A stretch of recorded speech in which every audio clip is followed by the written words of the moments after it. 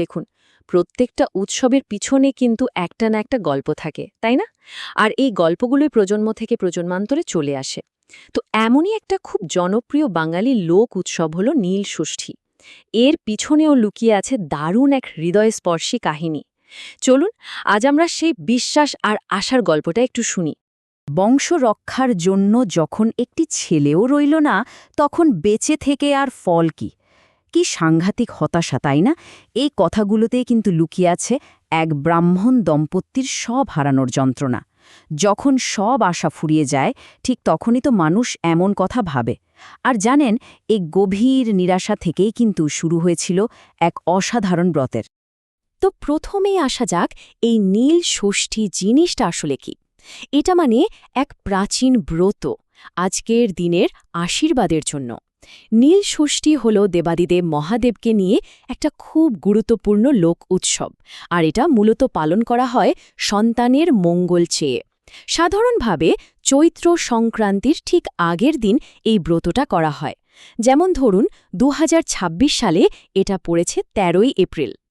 আচ্ছা, তাহলে মূল বিষয়গুলো যদি একটু গুছিয়ে বলি। এই ব্রতটা উৎসর্গ করা হয় নীলকণ্ঠ মহাদেব অর্থাৎ শিবকে। কিন্তু দেখুন, তার সাথে দেবী নীলাবতী আর মা ষষ্ঠীরও কিন্তু পুজো করা হয়। আর এই জন্যই তো এর নাম নীল ষষ্ঠী, নীলকণ্ঠের নীল আর মা ষষ্ঠীর ষষ্ঠী মিলিয়ে। আর উদ্দেশ্যটা তো একদম পরিষ্কার, সন্তানের সুস্থ, সুন্দর আর দীর্ঘ জীবন কামনা করা। তো এবার ফেরা যাক সেই মূল গল্পটাতে। এক দম্পতির সেই আকুল আরতি, যে দুঃখ থেকে একটা গোটা ঐতিহ্যের জন্ম হয়েছিল।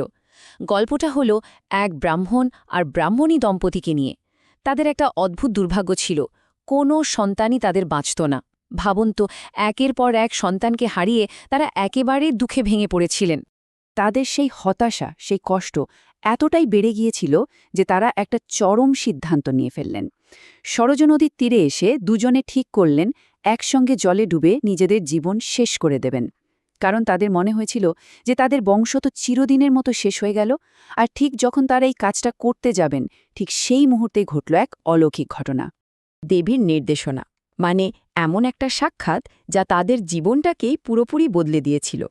তো যা বলছিলাম, যেই না ওই দম্পতি নদীতে নামতে যাবেন, ঠিক তখনই এক বৃদ্ধার ছদ্মবেশে স্বয়ং মা ষষ্ঠী সেখানে এসে হাজির হলেন। তিনি তাদের ওই ভয়ঙ্কর সিদ্ধান্ত নিতে বারণ করলেন, আর তারপর তাদের সব দুঃখের আসল কারণটা বুঝিয়ে বললেন। ব্যাপারটা কি হয়েছিল জানেন? মা ষষ্ঠী তাদের বোঝালেন যে দোষটা আসলে তাদের নিজেদেরই। যখনই তাদের ঘরে নতুন শিশু আসত, তার কান্না শুনে তারা বিরক্ত হয়ে বলতেন, আপদ গেলে বাঁচি। মানে তারা কৃতজ্ঞতা দেখানোর বদলে সন্তানকে একটা আপদ ভাবতেন। তাদের বলা উচিত ছিল, আহা, ষষ্ঠীর দাস বেঁচে থাক।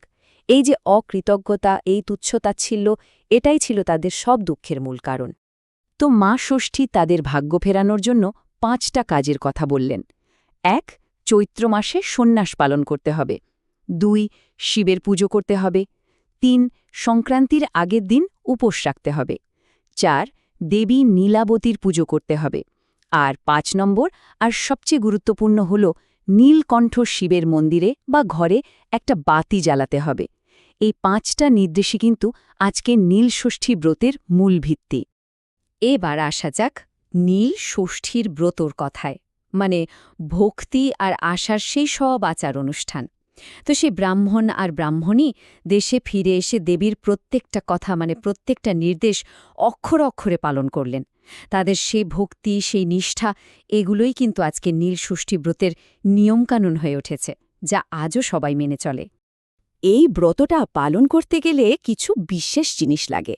যেমন ধরুন, শিবলিঙ্গ তো লাগবেই, তারপর আছে পঞ্চামৃত, মহাদেবের প্রিয় বেলপাতা, আকন্দ আর ধুতুরা ফুলও লাগে। এর সাথে দেবী নীলাবতীর জন্য রঙিন ফুল, আর মা ষষ্ঠীর জন্য লাগে সাদা ফুল আর বোটাসহ একটা কাঁচা আম। তবে সবকিছুর মধ্যে সবচেয়ে জরুরি হল একটা ঘিয়ের প্রদীপ, যেটাকে বলা হয় নীলের বাতি। আচ্ছা, এই যে পঞ্চামৃতের কথা বললাম, এটা আসলে কি? এটা হলো ৫টা পবিত্র জিনিসের একটা মিশ্রণ। কাঁচা দুধ, দই, ঘি, মধু আর চিনি। এই মিশ্রণটা দিয়েই কিন্তু মহাদেবকে স্নান করানো হয়, যাকে আমরা অভিষেক বলি। পুজোর এটা একটা খুবই গুরুত্বপূর্ণ অংশ। আগেই বলছিলাম নীলের বাতির কথা। এই ব্রতের সবচেয়ে জরুরি, সবচেয়ে প্রতীকী কাজটাই হলো এই নীলের বাতি জ্বালানো। এটা আসলে শিবকে উৎসর্গ করা একটা ঘিয়ের প্রদীপ। মায়েরা তাদের সন্তানের মঙ্গল চেয়ে এই প্রদীপটা জ্বালান, আর বিশ্বাস করা হয় যে এই প্রদীপটা সারা রাত ধরে জ্বলবে। তো সেই আশার উত্তরাধিকার মানে এক দম্পতির বিশ্বাস থেকে কিভাবে একটা চিরন্তন ঐতিহ্য তৈরি হলো। গল্পের শেষে কি হলো তাহলে? হ্যাঁ, ঠিক যা ভাবছেন তাই। দেবীর কথা মতো ব্রত পালন করার পর সেই ব্রাহ্মণ দম্পতির ঘরে একটা সুস্থ সুন্দর ছেলে হল, আর মা ষষ্ঠীর কৃপায় তার কোনো ক্ষতিও হল না। এরপর থেকেই তাদের এই ব্যক্তিগত ব্রতটা মানে তাদের এই বিশ্বাসটা ধীরে ধীরে বাংলার ঘরে ঘরে ছড়িয়ে পড়ল আর হয়ে উঠল একটা সার্বজনীন ঐতিহ্য। আজকের দিনে কারা এই ব্রতটা পালন করেন? দেখুন, এই ঐতিহ্যটা এখন কিন্তু আর শুধু একটা নির্দিষ্ট গণ্ডিতে নেই। একটা বড় অংশ, প্রায় 60% হলেন মায়েরা, যারা তাদের সন্তানের জন্য এটা করেন। কিন্তু এর পাশাপাশি প্রায় 25% নিঃসন্তান দম্পতিও সন্তান লাভের আশায় এই ব্রত পালন করেন।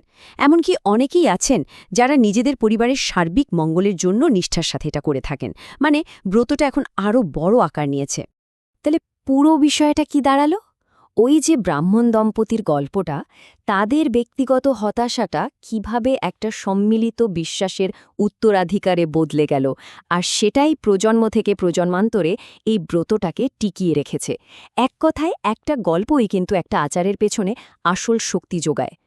ওই দম্পতির হতাশা, তাদের বিশ্বাস আর তার ফল, এই পুরো কাহিনীটাই নীল ষষ্ঠী ব্রতকে আজও এত জীবন্ত করে রেখেছে। তো এই আলোচনা শেষে একটা প্রশ্ন কিন্তু থেকেই যায়। ভাবুন তো, একটা দম্পতির বিশ্বাস একটা গোটা ঐতিহ্যের জন্ম দিল। তাহলে আজকের এই আধুনিক জীবনে, আমাদের জীবনে আশা, বিশ্বাস আর এই ধরনের লোককথার গল্পগুলোর শক্তি ঠিক কতটা? এগুলো কি আমাদের আজও কোনোভাবে অনুপ্রেরণা দেয়? বিষয়টা কিন্তু সত্যি ভাবার মতো।